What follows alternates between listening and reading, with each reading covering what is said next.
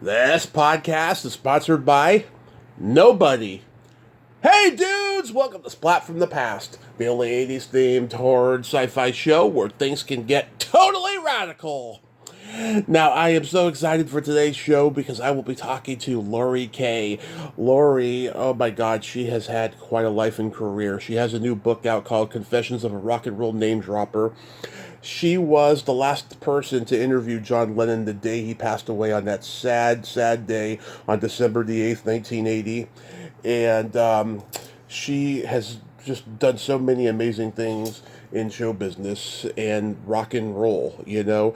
I mean, she produced the Gorgon Video Magazine documentaries back in the late 80s, you know. There's a little bit of a horror background there, you know. Also, she lived in the Bay Area and she did radio and she's been a part of these really amazing moments. She got to see the Rolling Stones live at the Forum do a Nicaraguan benefit back in the early 70s, and it's going to be a great conversation today. I can't wait. I mean, she's been doing interviews for this for months now, and now it's my turn with her. It's going to be so friggin' awesome. Oh my God, she even reveals her pop culture taste in the book from her childhood. I want to nerd out with her a little bit on those as well. Also, this Friday, March 1st, I will be dropping Ask Tommy number 4, where I answer frequently asked questions from both listeners and guests. So keep an eye out for that. Also, I was trying to say before, yeah, Laurie was on the radio at KFRC in San Francisco, legendary radio station. So yeah, here is my interview with Laurie Kaye.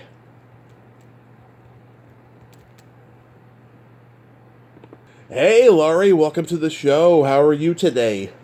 Thank you. How you doing? I am fabulous. This is such a great honor. Thank you so much for taking the time today. My pleasure.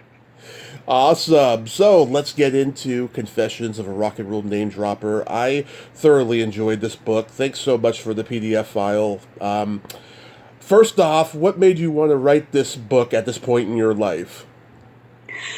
Well, it took me over 4 decades Wow. to finally start writing my book because not only had I been really busy, my career and everything, but I'd been feeling still so tragic for 40 plus years and full of guilt as well.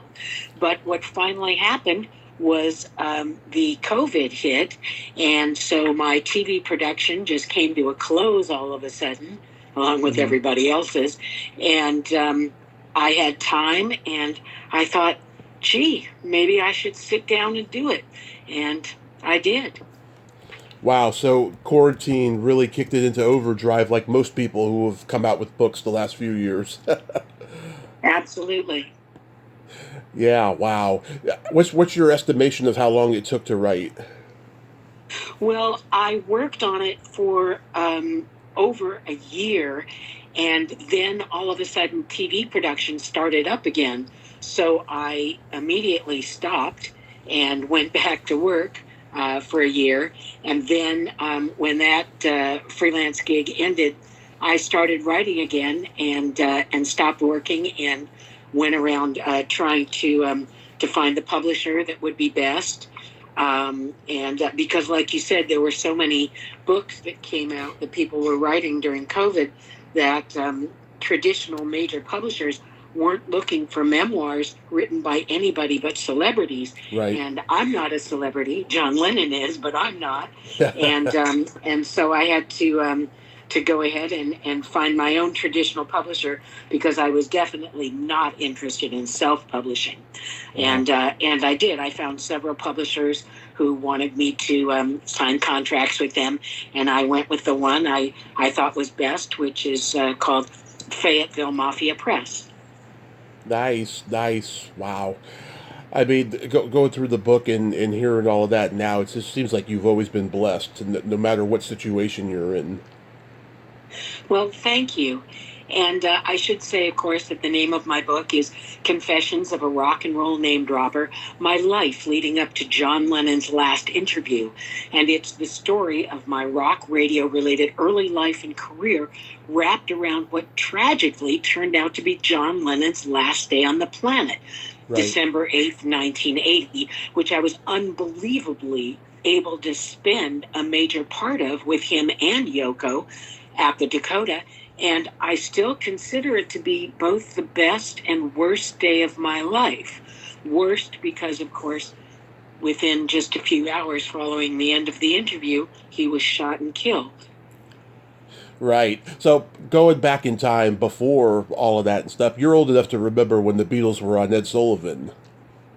Oh, yes, of course. That was just an amazing thing for me to watch.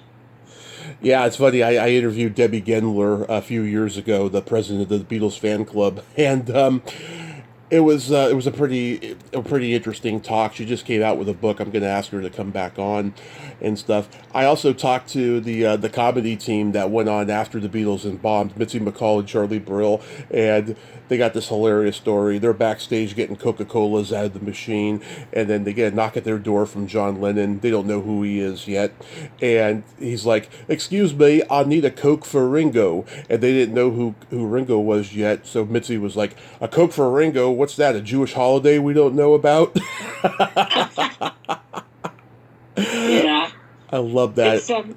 Yeah, it's cool that you mentioned Debbie because not only do I know her, but she, of course, came to my book launch and signing event at Book Soup, a really cool store here in Hollywood up on Sunset Strip. And not only that, but we shared our room together at the Beatles Fest in New York just earlier this month, selling and signing our books. So yeah, Debbie's great. Yeah, oh, that's so cool that you two got to do a dual thing together like that. I like that a lot. Yeah, my mom, she got to see the Beatles at the Cow Palace back in 1964 and met them backstage and got their autographs. And back then, nobody was taking selfies. But my uncle, he accidentally threw away the autograph, and to this day, she won't forgive him. Oh, I bet. Well, I was lucky enough, even as a kid, to see the Beatles at Dodger Stadium, one of their very last official performances here in LA. A friend of mine in elementary school was having a birthday party, and her mother bought a bunch of tickets. And she was able to take a few of her friends, me being one of them. Unfortunately, the tickets were way up at the top of the Dodger Stadium, and so it would have been hard to see them anyway. But of course, with all the teenage girls standing and screaming, you could barely see them and hear them anyway. But it was still cool having been there. Oh, that's so awesome. Yeah. So, what is your favorite Beatles album?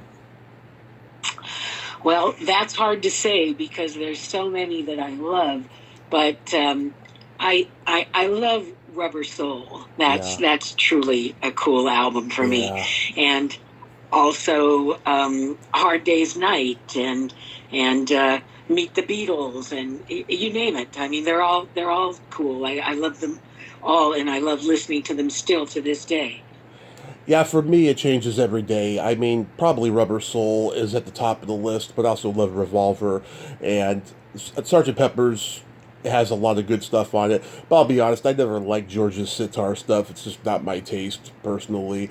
Oh, really? I love the White Album, even though there's only like a handful of songs that's just the four of them. It's more like a solo album, but of each member, but it's still a great album. I mean, everything is fantastic on it. Yeah, the White Album is cool, and I have a great story in my book of the first time I ever heard it, which was when I was in junior high, and then I also love Abbey Road and Let It Be. There's really not one album that I don't like to listen to of the Beatles. Right. Do you have a favorite song from each member who sings? You mean with the Beatles or when they went solo? No, with the Beatles. Yeah, like a John song, a Paul song, Um, there are so many that I love.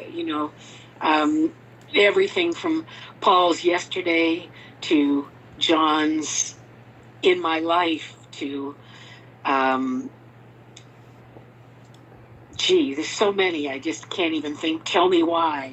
And I Should Have Known Better. And, Uh, just love them all. I know, me too. But like, yeah, I love John's "Cry Baby Cry" on the White Album. Uh, Paul's "Getting Better," George's "Taxman," and Ringo's "Don't Pass Me By." Those are all pretty great, underrated songs, I think. You know. Mm-hmm. So yeah, you've gone to the Beatles festival that you said. Yeah, I mean, there's like one in Chicago, right? One in New York. Is it those ones? The one in Chicago will be in August, and the one in New York was just in February. It was the 50th anniversary of the Beatles Fest, of the Fest for Beatles fans, as they call it. And yeah, it was pretty fabulous. A lot of great live music, and I got to meet up with Lawrence Juber, Mm-hmm. who I'd met years ago when I interviewed Paul McCartney and Linda McCartney in Wings in London in 1979. Mm-hmm. And Juber had just joined the band shortly before, so it was really cool to see him again and hang out and take a photo with him and get to talk to him. And that was wonderful. Yeah, I talked to Miss Chris O'Dell last year. She went to it in 22, and my friend Laurie Jacobson, who wrote a book about the Beatles live at Shea Stadium, she was there as well. Cool. Yeah. So you interviewed Paul and Linda and George before John. Yes, George was first, and that was the tail end of '78, Mm-hmm. right before his solo self-titled album was about to come out. And then Paul we interviewed with Wings in London in June 1979, and then John, of course, was December 8th, 1980. Yeah, so like talking to the other guys, I mean that probably was a big boost for you to talk to John, right? It was amazing. And to be honest, the Mm-hmm. sad thing of my life right now is that I never did get to interview Ringo. And Yeah, I'm hoping one day maybe I'll still get to. yeah. I mean, at this point, why not? you know, Yeah. I mean, God. But like on that day of December 8th, 1980, I listened to the YouTube version of the interview, like so many, and he sounded more at peace and more at ease than he came off in that Playboy interview that came out at that time. I mean, being in the room with him, I mean, did he seem prosperous and hopeful for the future overall? Oh, absolutely. And he said he wanted to live and work for years and years. And Yeah. that was something that was extremely tragic because, of course, he didn't get to. Yeah, because I don't know if it was bad interviewing or what, but in that Playboy interview, I mean, he was just so angry, saying stuff like, I don't care what Paul and Wings are doing. Bob Dylan hasn't made a good album in years. I mean, he came off very curmudgeon-y in that interview, but I think you got the very best out of him. Well, absolutely. And one of the things that I knew about that interview, that Playboy one, which really did kind of depress me and scare me in a way, Yeah. which I read on my way on the flight over to New York to interview John, was that we had been told by the record company, do not bring up the Beatles, do not bring up John's past. This is all about double fantasy and his creation of music with Yoko. And it seemed like, of course, that the Playboy interview writer had done exactly the opposite. So we were very careful and didn't bring that up at all. And fortunately, John did. That was the coolest thing. He was the one who brought up his meetup with Paul and his past with Yoko, and even brought up his first wife. And it was just wonderful to hear him talk about all those things. You posted a picture you met Sean recently? Yes, it was so very cool. I've waited well over 40 years to meet up with Sean to ask him if he was given the toy that I brought for him that day on the interview.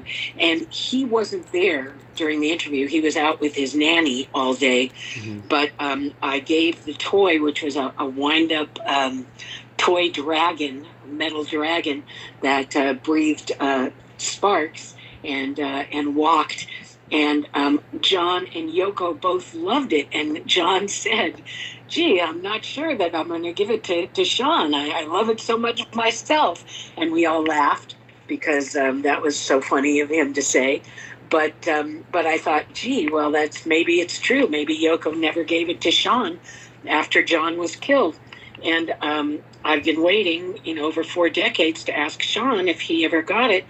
And when I told him who I was, when I met up with him at the screening of his new short animated film based on John and Yoko's "War Is Over" and other music, he said that he, of course, remembered that toy, that he had been given it to him, it had been given to him, and that how amazing it was that even all these years later, he would still remember a toy he had, at 5 years old. And he thought it was so cool, and so did I. Did he give you any kind of closure because you blame yourself and everything? Well, I didn't talk to him about that, but he said he was really happy to have been given my book, and especially when I autographed it for him, and that he was looking forward to reading it and sharing it with his mother, which really excited me. So I can't wait to hear back from him and hear what he thinks and get his impression. Have you ever met Julian? No, I haven't. Yeah, I seen him. He's been doing interviews lately. He's got an interesting story because when he came out with that album that had Much Too Late and was a huge hit and everything, he said that Yeah. he saw real quick what fame could be like, and of course they're comparing him to his father, so he walked away from the whole fame thing and just did what he wanted musically, and it didn't work well for him, financially, but it made him feel better at the end of the day, he said. Sure, wow. And he and Sean are both so talented musically. They really Oh yeah. took after their father.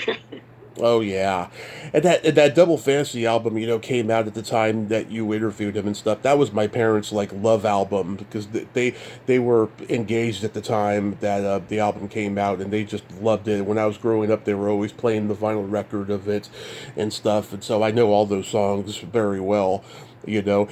How did you feel about the album at the time? Well, it had come out, and we had actually gotten our copies of it before it came out, too. Hmm. And I really liked it. And it was amazing to talk to them about how they came up with the songs, and how, as both John and Yoko said, the really cool thing was that they were both trying to, let men and women know how to improve their relationships and have a greater dialogue between the two of them, Hmm. because relationships in the 60s and 70s hadn't been so good. But they knew that if men and women improved their dialogues as couples, as they had, that in the 80s, their era would be amazing as far as relationships go.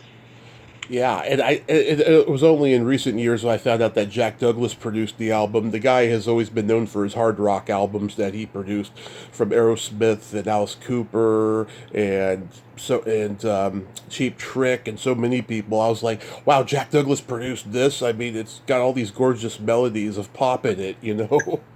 Yeah, Jack Douglas is amazingly talented, and I had a recording studio at the time, Hmm. and actually it was about 10, 15 years later, and Jack Douglas came by to check out the recording studio here in LA Hmm. for an act that he was about to produce. And when I met him, I introduced myself and told him that I had been the one who'd done, the last interview with John Lennon as part of the RKO team on December 8th, 1980. And he was obviously still so tragic about it, like I was, that it really kind of just upset him. And, I couldn't talk to him anymore because Hmm. he obviously didn't want to be even more upset. But it was still really good to meet him. Oh, that's awesome. So, in the early 70s, you saw the Rolling Stones at the Forum for what was it, Nicaraguan benefit? Yes, their Nicaragua benefit after the major earthquake there, and it was super exciting, and I won the tickets on a radio station, and when I went to go pick them up, the disc jockey there, B. Mitchell Reed, otherwise known as the Beamer, who was one of my favorites, asked me to come in the DJ booth so he could introduce me on the air and give me the tickets. And when I did, and told him my name and age and everything, he looked at me and he said, "Oh my God, Laurie, with your voice, you should be on the air. That should be your career on radio, on the air." And I was so excited to hear that, and it basically turned my life around.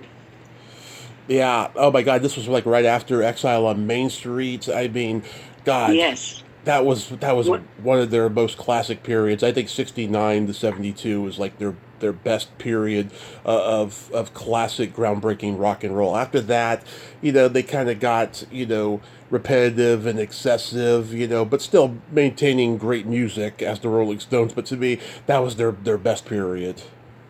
Well, this concert was right after their Exile on Main Street Right. shows in LA, which I hadn't seen. So it was really exciting for me to be sitting there in the front row, just a handful of feet away from the band and hearing them, and they were amazing. It was a great concert, one of my favorite in my entire life. My dad saw the Rolling Stones in '66 at the Cow Palace. It was one of his first concerts. He was 9 at the time. And Neil Diamond opened, and he got booed off the stage because he wasn't rock and roll. And then Jefferson Airplane came on and completely destroyed the house. Wow. Well, the funny thing about Neil Diamond is, after my experience with John Lennon, and after he got killed, I was thinking, God, I never want to do any more music interviews. I don't think I'll ever be able to live through them. And unfortunately, or fortunately, I had already scheduled several of them still for RKO. And the very first one was just a few days after John being killed, and it happened to be with Neil Diamond. And I was pretty freaked out during the whole interview, even though Neil was cool and expressive about it. Still, it hurt me. Yeah, and with his health not doing great now, I mean, all of his fans loved going to his concerts, and it's really really Yeah. sad that he can't perform anymore. And I had made plans to go see him at some point, but I never got to, unfortunately. Um, did you say in the book that you saw Cheech and Chong at the Stones concert? Yes, I did, and they were a riot. They Yeah. they opened, and then Santana Hmm. was the next act, and then Rolling Stones. Yeah, oh my God. I interviewed Tommy a few years ago. He's a crazy force of nature. I love that guy. He's a legit hero of mine. I was just in awe the whole time. He's a great storyteller. Oh yeah. And they were like right at their peak when you saw them. I think Big Bamboo was coming out, or it had, you know. Yes. So you lived in the Bay Area, which is where I'm from. Did you ever go to Winterland or a Day on the Green? All the time. And it was very exciting. Let's see, one of my last Winterland concerts was the Sex Pistols, their last official concert before Wow. they reconnected. And that was quite an experience. And a lot of bands that I knew locally opened for them. So that was pretty cool. What So, yeah. what was the Sex Pistols crowd like? I mean, was everybody like shirtless and just wild and crazy? Because that's what I can imagine it. We were all punk, but no, not necessarily. They were just also a lot of curious people.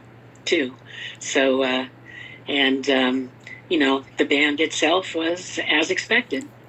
Wow. Yeah, because let's see, my dad was at Frankly Comes Alive at Winterland. They actually made the announcement, we're recording an album tonight. And he used to go to a day on the green. I mean, he saw everyone from Cheap Trick to Aerosmith to Santana to Montrose, lots of great people at those concerts. I mean, it was a special time. It was before the internet, and anything went in those days. Yeah, exactly. And the thing was, too, I was very lucky because I was at the station, KFRC AM, Hmm. which was not only the top 40 station in San Francisco, but across the country as well. And Bill Graham was a huge fan of our station and a friend of our music director and Dave Sholin and Hmm. program director, and so we became friends as well. And he offered me tickets to shows all the time, which was really cool. And I took them all, especially the punk and new wave, and at many of his clubs and everything. And the one set of tickets that he kept offering me that I refused to take, though, Hmm. was those to the Grateful Dead, because I was not a Grateful Dead fan. I was exactly the opposite. And he was kind of hurt by that. But I eventually did take tickets and didn't go to the show, just gave them to other people at the station so he would feel better about me. You weren't a fan of the jam band type of bands? I I was just not a Dead fan. Let's say that. Okay. Was Alex Bennett on the air in those days? Uh, I think he was there afterwards. Okay. So when you were at KFRC, you got to interview people on the phone, right? In the studio as well. I mean, it was amazing. I got to have the Ramones in, and being a punk rocker, having the Ramones in was like, Ah, oh my God, my dreams come true. That was an amazing interview. And I loved it, and I loved their music. And then I also got to interview Talking Heads. ooh. That was another band that, their debut album had come out, and I was just so thrilled to be able to interview them and meet up with them. And one of the cool things about that interview is that Chris France, Mhm. the drummer, who went on to start up the Tom Tom Club afterwards, um, is still an acquaintance of mine, Mhm. and he read my book and left me a cool comment that's on the back cover of my book, which makes me feel great. Oh, that's awesome. Yeah, I'm a huge Talking Heads fan, huge Ramones fan. But I heard that the Ramones, they weren't very friendly or personable. But what was your experience with them? uh, Friendly and personable and Wow. willing to answer all my questions. And the really cool thing was, what I wanted to get from them was the truth about punk rock, who they felt had started punk rock, and what they thought punk rock was, and was it based in New York or based in England? And of course, they felt it was based in New York, and that they'd been the first punk rockers, and that was extremely cool. And another thing that I thought was really, really cool was that they mentioned to me that they had all saved records from the early days, which I thought was fascinating. Everyone from the Beatles to Rolling Stones and all that thing. And that was not what I expected from them at all. So that was really cool to hear about.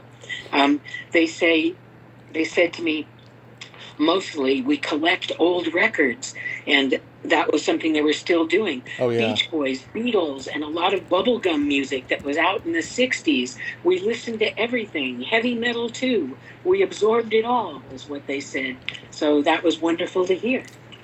I met Marky 5 years ago at a horror convention, and I'm a huge fan of Rock and Roll High School. It's one of my favorite cult movies of all time. He signed my poster, and like his handler was trying to adjust the view on my phone to take the selfie, and he kept fidgeting with it. And Marky, one of two things he said to me during that whole interaction, he turns to me and he says, "It's the lens," you know, and that was great. And it was a very interesting moment, despite the fact his handler accidentally deleted a selfie of a previous person I met, and that person was only there that one night, unfortunately. But who were your favorite interviews overall when you were there? At KFRC. Yeah. Well, the phone interviews I did, Mick Jagger and David Bowie, were incredible, and the in-person interviews, as I said, Ramones, Talking Heads, also Jefferson Airplane and Jefferson Starship people, including Grace Slick. They were amazing. And there really wasn't an interview that I didn't love doing. Grace Slick, the queen of the acid tongue. I bet she had you cracking up the whole time. She was so cool, and I ended up interviewing her several times, including years later for a print piece I did for Rock Magazine that I called "What Makes Slick Tick," and that was a really cool interview. And I also has celebrated and drank with her and a number of other people from KFRC one night in a hotel room, and had enough champagne to take up my entire life, actually.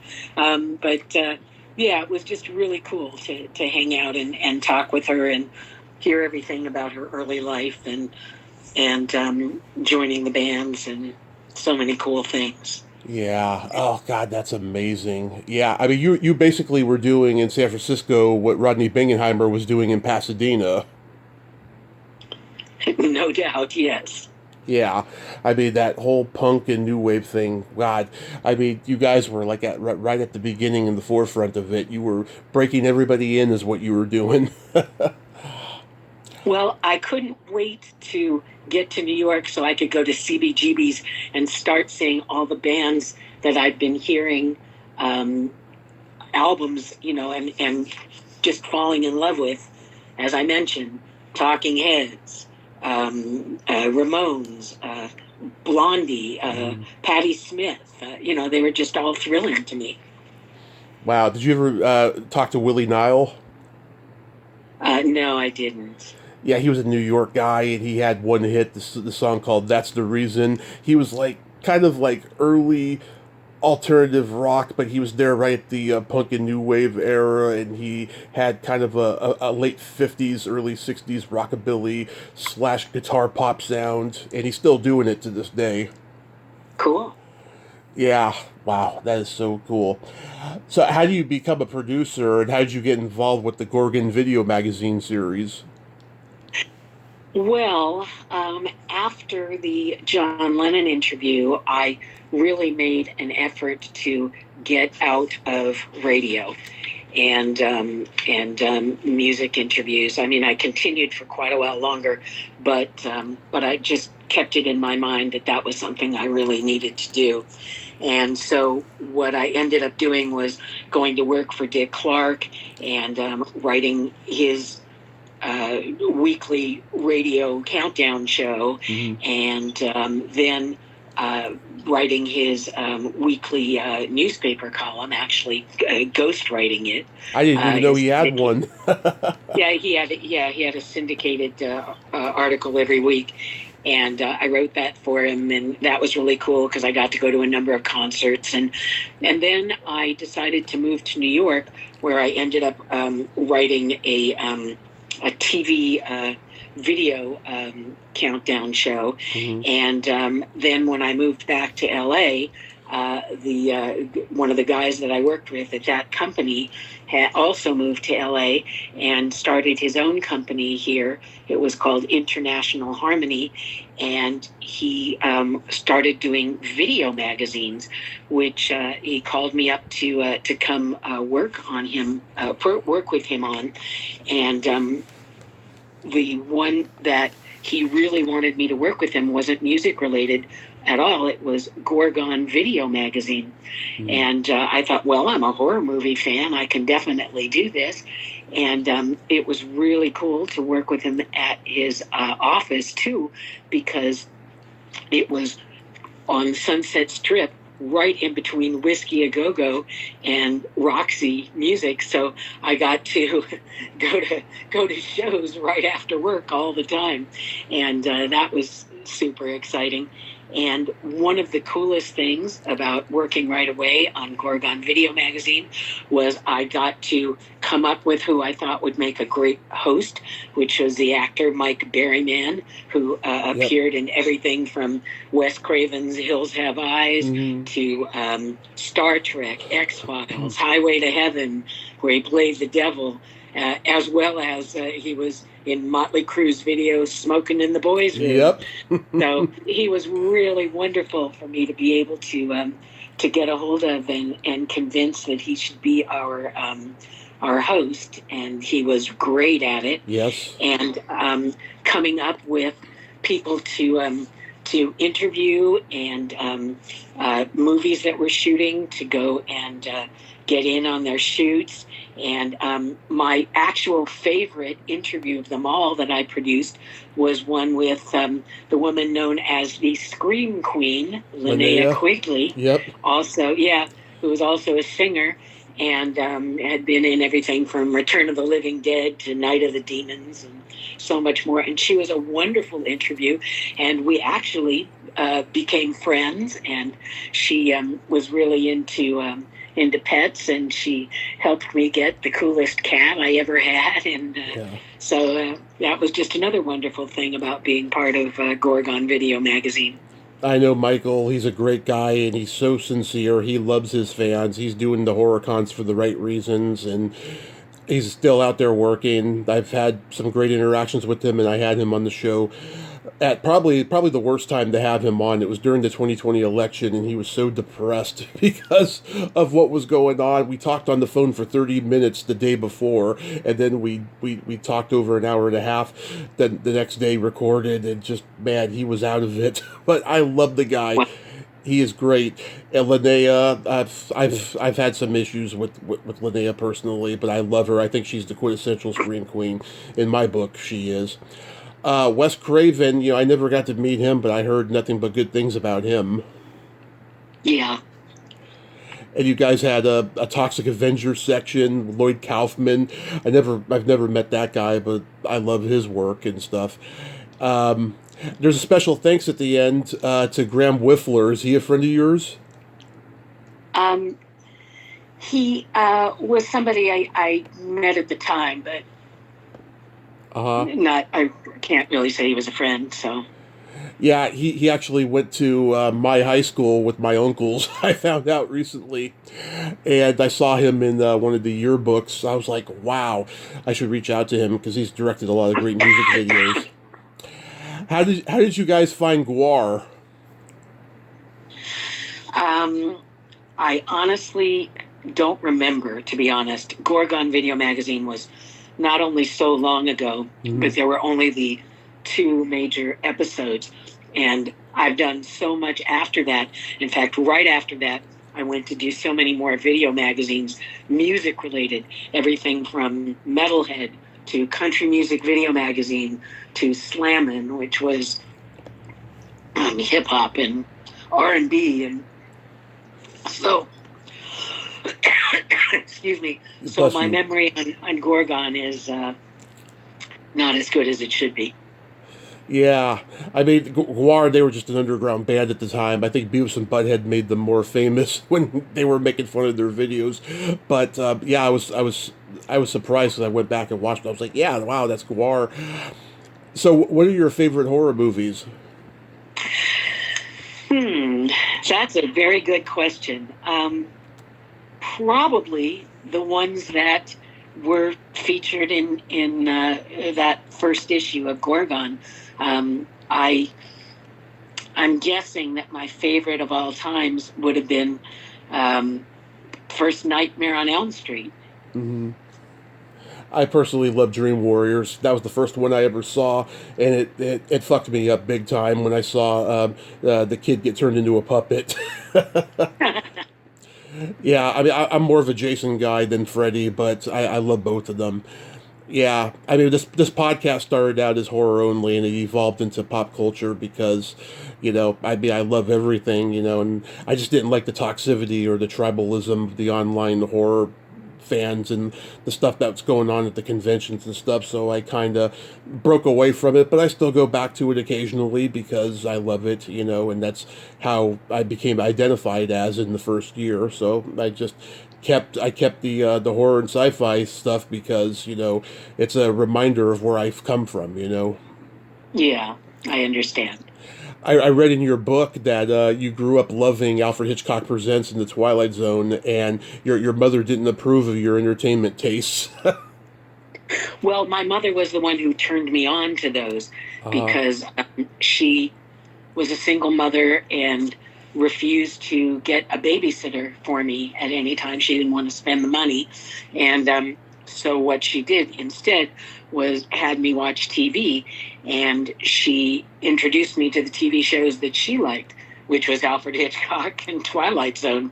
So when she would go out at night, those were the ones that I would watch by myself as a little kid, and got to love them. Yeah, I'm a huge fan of those shows. My dad got me into those when I was a kid, and yeah, Hitchcock. Oh my God, he was just so amazing. It's funny. I've interviewed old actors who were on the show. They didn't get to meet him. I was like, wow, that's sad. You didn't get to meet him. You know.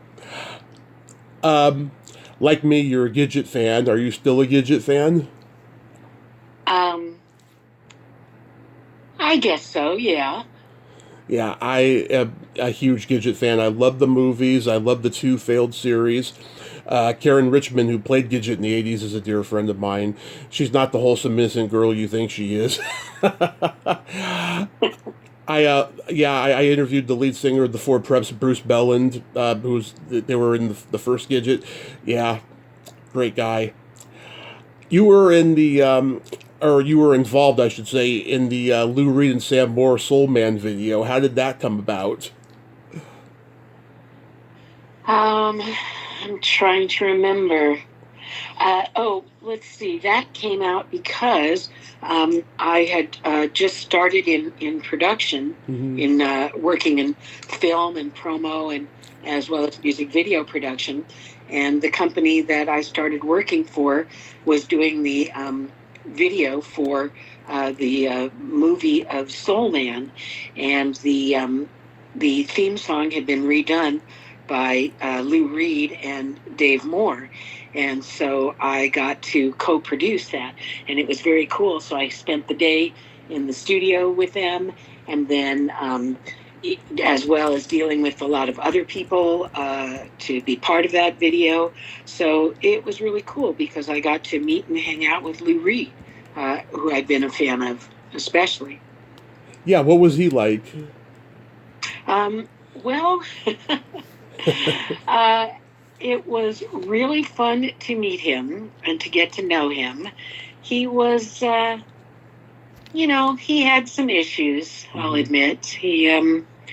He was kind of, he not complained a lot, but he had a lot of pickiness.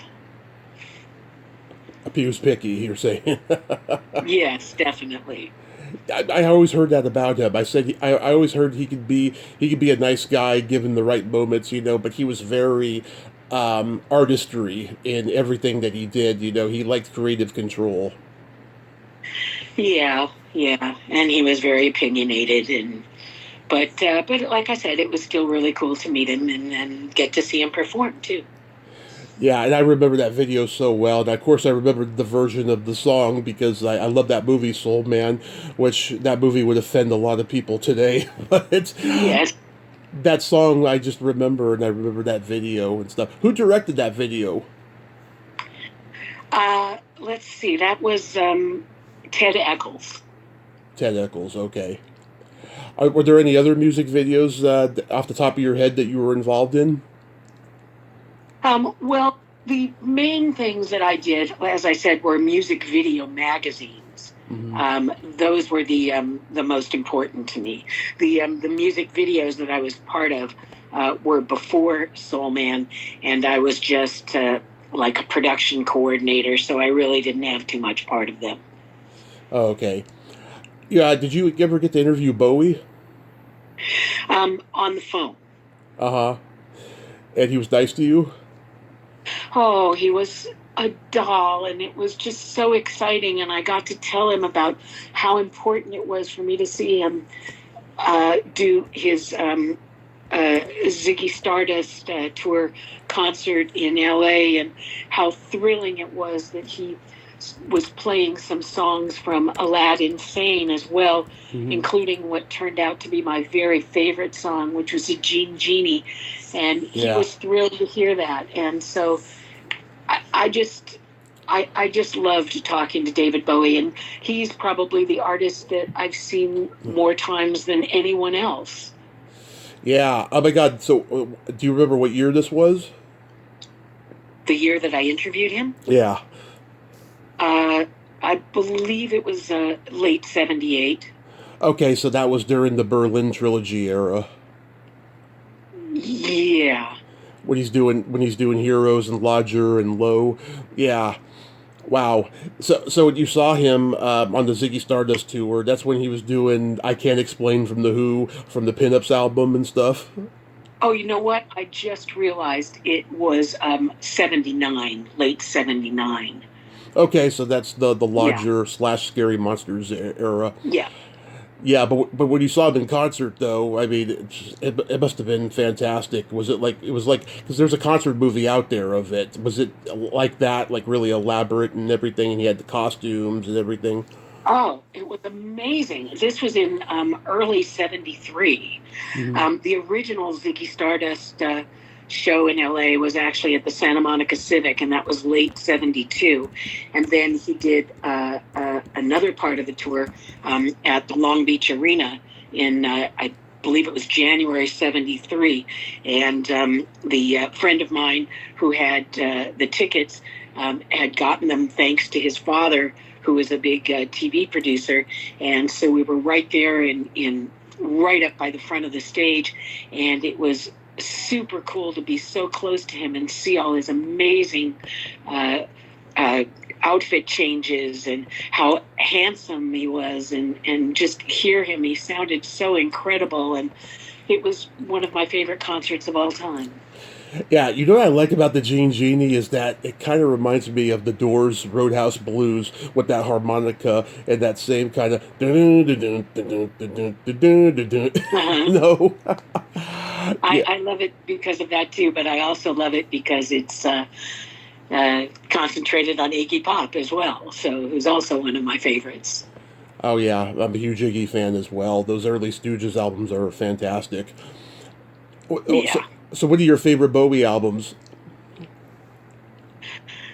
Um, I would have to say that my favorite Bowie album to this day will always be Ziggy Stardust Yeah, yeah, because it changed my life.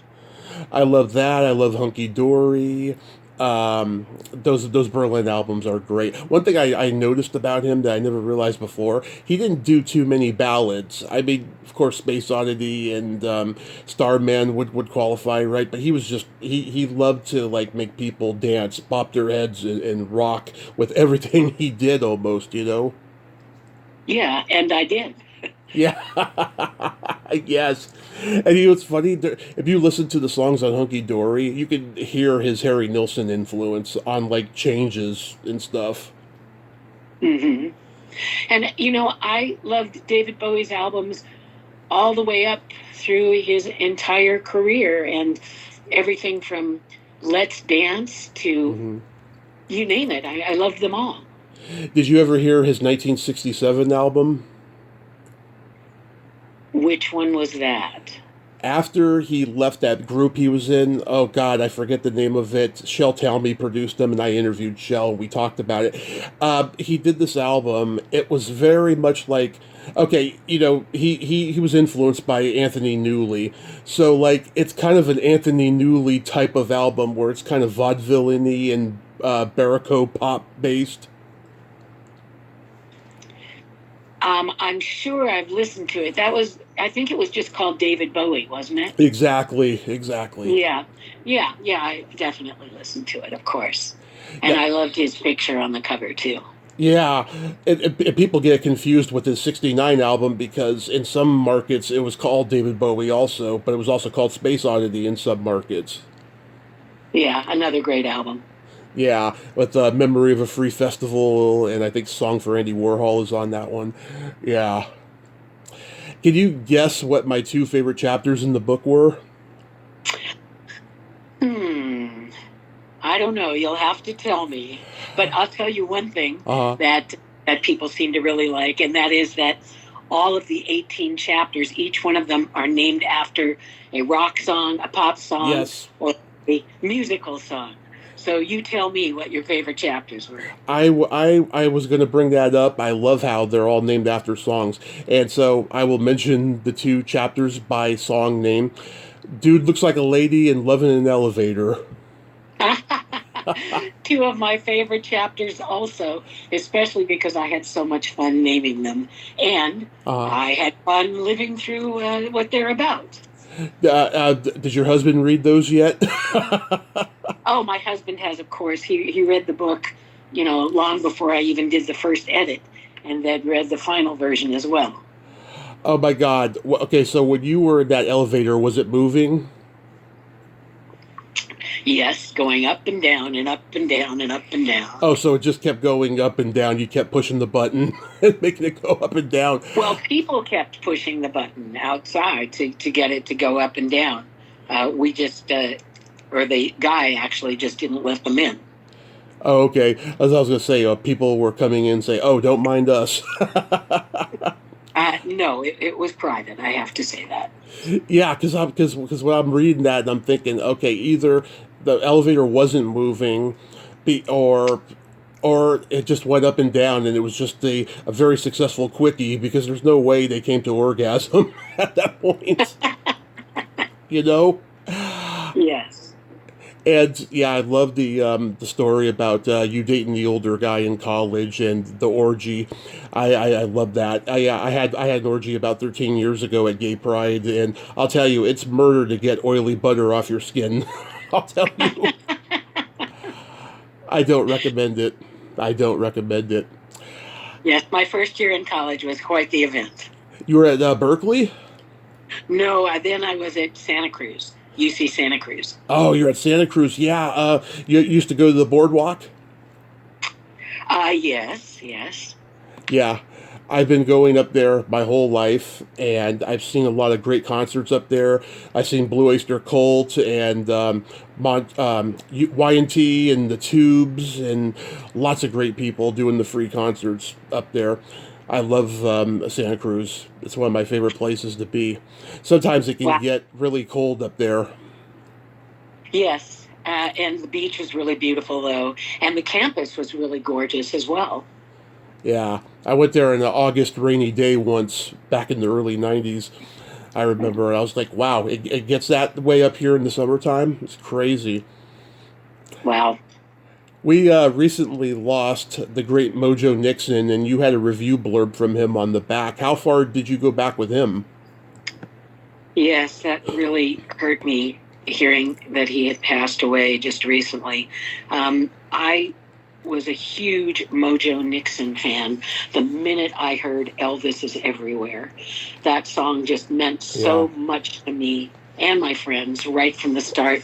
The first time I heard it, because Elvis meant so much to me as well, and there's a chapter in my book about named Elvis is Everywhere, about when I first heard that Elvis died, and how I let the DJ at KFRC know, and everything that happened to me afterwards related to it, and so when Elvis is Everywhere came out, it just meant so much to me.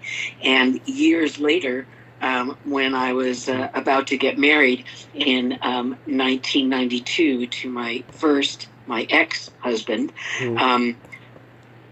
actually little Richard Penniman was supposed to be the wedding officiator, Wow. because at an interview that I'd done with him in '85, he said, "Yeah, when you get married, I'll be happy to officiate for you." And I said, "Great." So I contacted him, and he said, "Oh, I'd really like to, but I've stopped doing it." And I said, "Oh, Hmm. okay." And I thought to myself, well, who am I going to get to officiate? Because I don't want somebody religious necessarily. I want somebody that means something to me. And a friend of mine said, "Oh, well, do you know Mojo Nixon? He does weddings." And I said, "You're kidding." And Hmm. I was so excited and contacted him. And he was thrilled and came over and officiated the wedding. And that was the best thing about that wedding and my entire marriage. And I tried to stay in contact with him as much as I could the years afterwards, even following my divorce. And he read the book as well and commented on it. And that's on the back cover as well. And it just hurt me so much to hear that he passed away just weeks ago. I know he's always been a big part of my life ever since I saw him in Rock and Roll High School Forever, which I heard him say they had to shoot that scene a couple times because I think Corey was on heroin one of the times, but like, yeah, I mean, a couple weeks ago when he passed, Mark Maron replayed his short interview with him on this Q&A episode of WTF they did years ago, and he was on there for only 15 minutes, but he made it seem like it was longer. The guy just had no filter, and he was hilarious. Wow. I'm not surprised. Yeah, he was super cool, and he was a great wedding officiant. Yeah, and he closed out with a song too in that 15 minutes. Again, it seemed like it was longer than that. Uh, I was curious. Do you have a comedy background too? Because your email is Laurie Joke, and there's comedians that we mutually know on Facebook. No, actually, even though I did know a bunch of comedians, and was always happy to go to the Comedy Store, that kind of thing. Oh, I wasn't really ever involved in comedy in terms of my profession. wow! So you used to go to the comedy store like right at the peak when it was like the cocaine haven. I'm sure it was, yes. Yeah, And my favorite comedian. Well, I had a number of them, but Pryor. yeah. Richard Pryor was hugely favorite. And coincidentally, years later, his daughter, Rain Pryor, Hmm. came and recorded her very first album at my recording studio. So it was totally impressive, and we're still friends. Oh, that's amazing.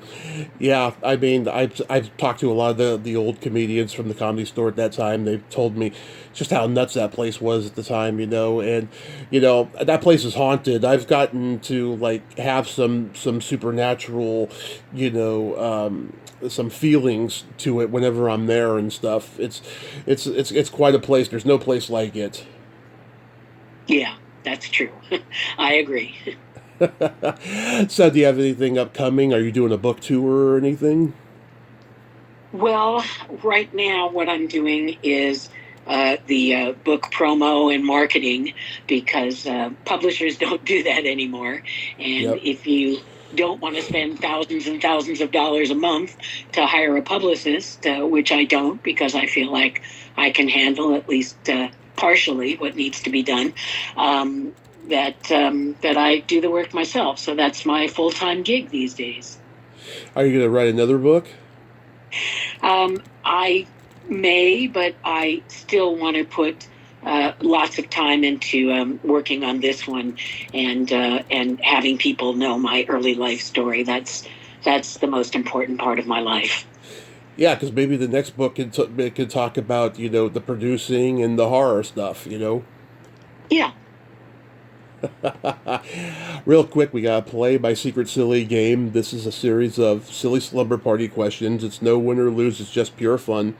And how the game works, Laurie, is I ask you the question, you answer it, and then you ask me that exact same question and I answer it.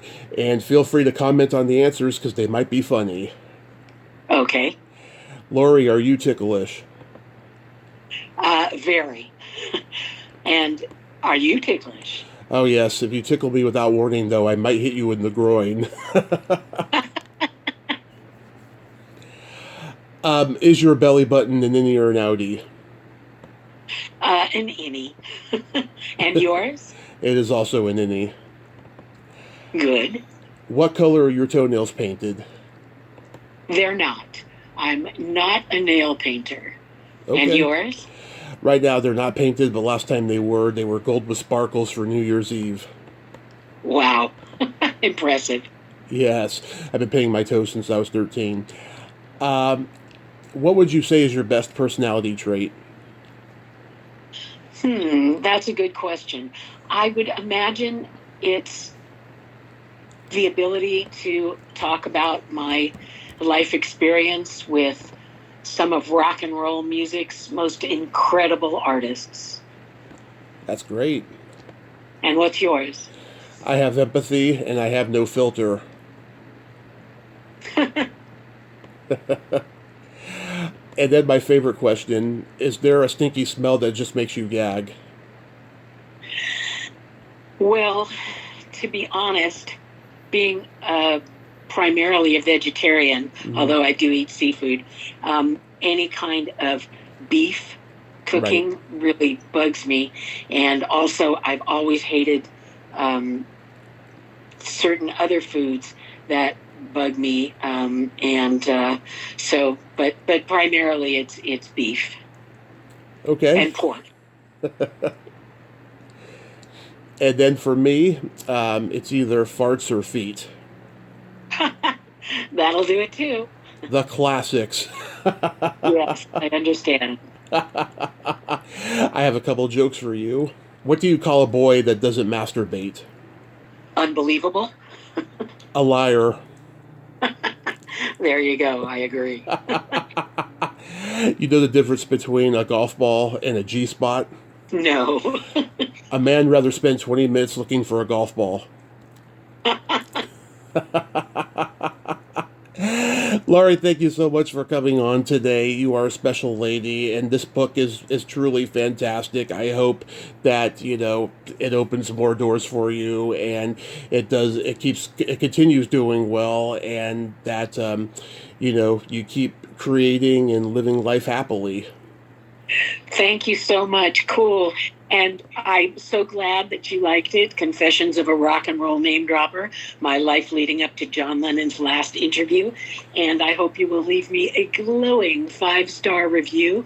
And I hope everybody who reads it will also, because you don't have to get it from Amazon to leave a review on it. And it would really help me and my book promotion to get a lot of 5-star glowing reviews. Absolutely. And there's a website? Yes, the book website is confessionsofArockandrollnamedropper.com. Awesome. You have yourself a great day, Laurie, and be safe out there. Thank you. Have a good one. You too. Bye-bye. Bye. Well, there you have it. Laurie Kaye, ain't she a sweetheart? Oh my God, what a great lady. Such a wonderful free spirit, very articulate. She's lived many, many lives, and she really shouldn't blame herself for John's death. God has a plan for everyone, and even though it's confusing and dark and strange and absurd and so forth, God has a plan for everybody. He wanted Laurie to use her best judgment that day, and she is just a wonderful person. Please keep this book fresh in your mind and buy it. It is just a wonderful book. That's all I can say about it. It's fantastic. Well, until next time, this is Tommy Throwback Kovac saying there's no shame in living in the past because the present sucks. Later, dudes!